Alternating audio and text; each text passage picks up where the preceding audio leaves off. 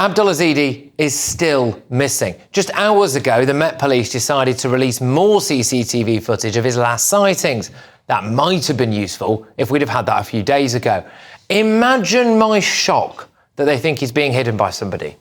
Who could these people be, I wonder? Well, now the Met have also released appeals in Farsi and a couple of other languages as well, just in case anybody from those communities hadn't seen the news or thought that it was a bit weird that their mate had chemical burns on his face. But the problem runs much deeper.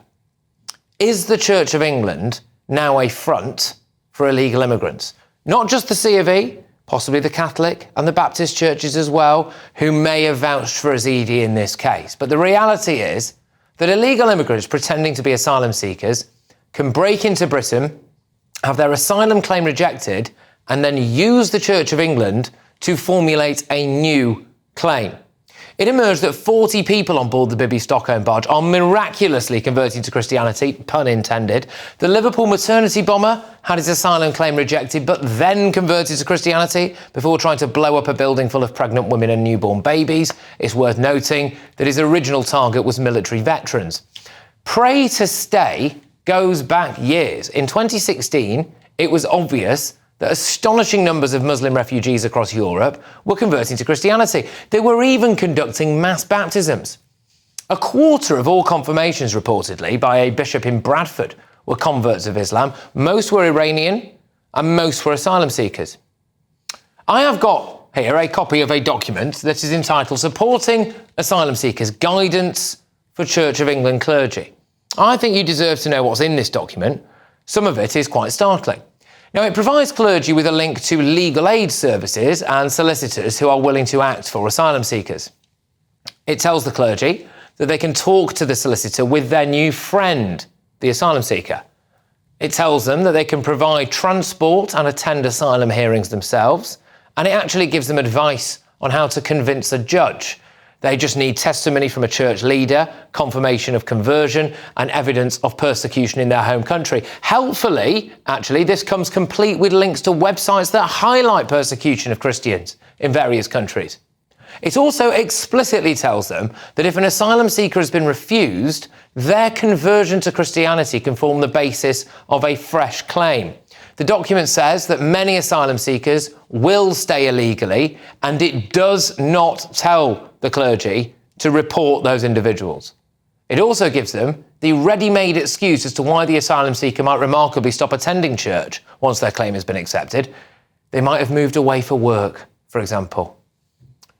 We repeatedly put the following questions to the Church of England. Can the Church of England confirm how many asylum seekers have converted to Christianity under the Church of England in the last 2 years? How many letters of support have been issued for asylum claimants by representatives of the Church of England in the last 2 years? Can you confirm how many cases the Church of England has been involved with where an asylum seeker has converted to Christianity after an initial refusal? What is the process that must be undertaken by the asylum seeker in order to convert to the Church of England? And once an asylum seeker has been baptised and converted to Christianity, does the Church of England make any attempt to check if that asylum seeker continues to be a practising Christian? The Church of England is flat out refusing to answer any of those questions. They want to palm us off with this statement. This is clearly a shocking and distressing incident, and our thoughts and prayers are with all of those affected by it. As we have said, it is the role of the Home Office and not the Church to vet asylum seekers and judge the merits of their individual cases. Well, if you are concerned about this issue, then if you feel like it, why not email or write very politely to your local diocese and ask them the exact questions that I've put to them? I think you have a right to know, and I think the Church of England has a moral obligation to tell you. If you do email or write to them, then send a copy of that correspondence to storiesforpatrick@gbnews.com and make sure that you send us their reply to you.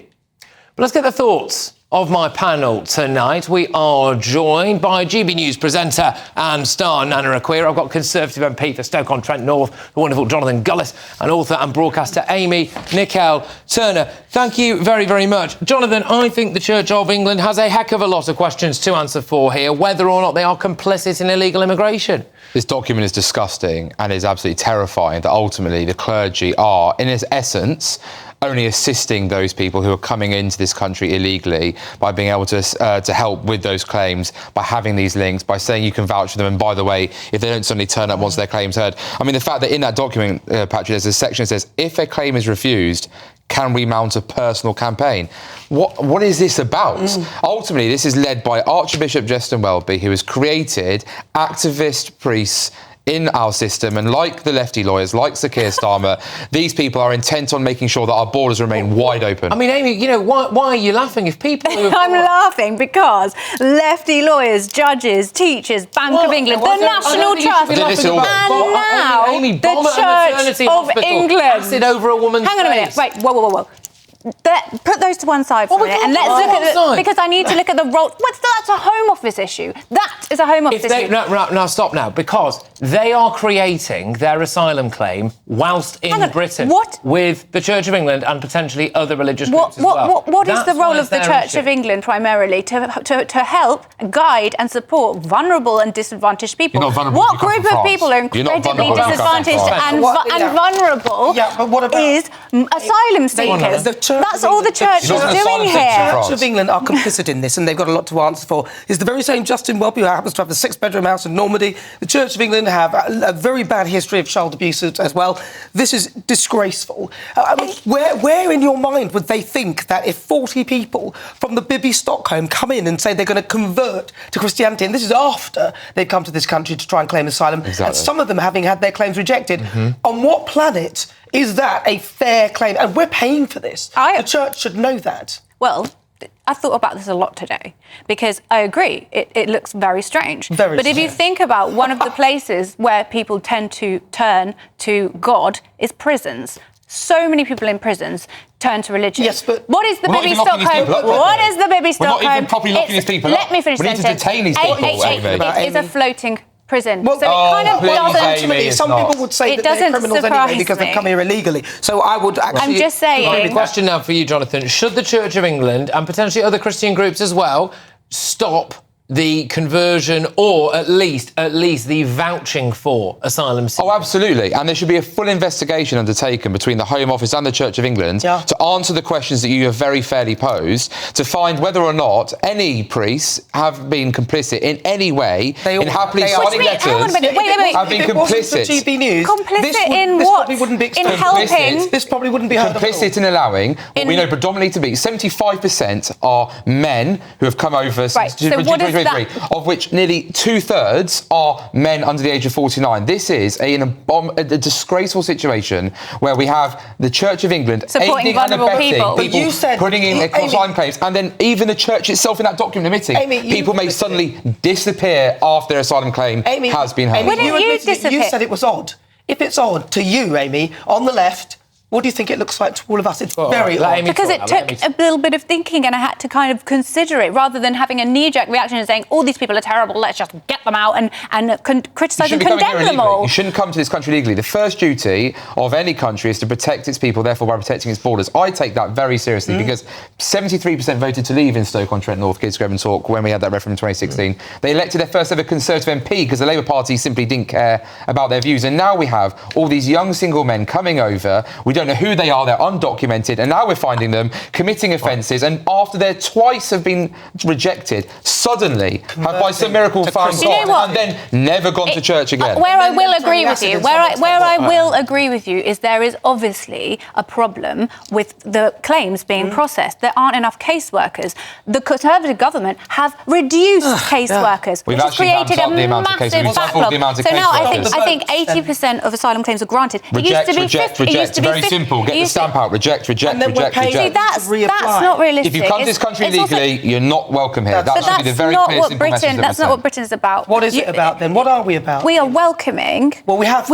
They've got somewhere to live. Over 500,000 people since 2016. Your government closed two of the most important safe and legal routes. Hong Kong, these are very important Afghanistan. routes. You closed two extremely important 15,000 routes, and then people you're from Afghanistan and then you're over. But surprised what's the because you're surprised that people tried to come What happened here in Afghanistan? through irregular means. What happened in Afghanistan? The Taliban very quickly regained control of the country, which meant that we had to put armed forces personnel in harm's way to protect an airport, to get people, 15,000 people, onto planes. Our armed forces stood up and did their bit, as well as the Americans, and ultimately came under attack, and some people obviously were severely injured or lost their lives. That is the seriousness of what happened in Afghanistan. Can I just say, Nana, on this, the way I left it with the Church of England's press office, right, was I've gone back and forth to them a lot on this because they palmed me off. That statement I read out was the same statement they gave me on Friday as well.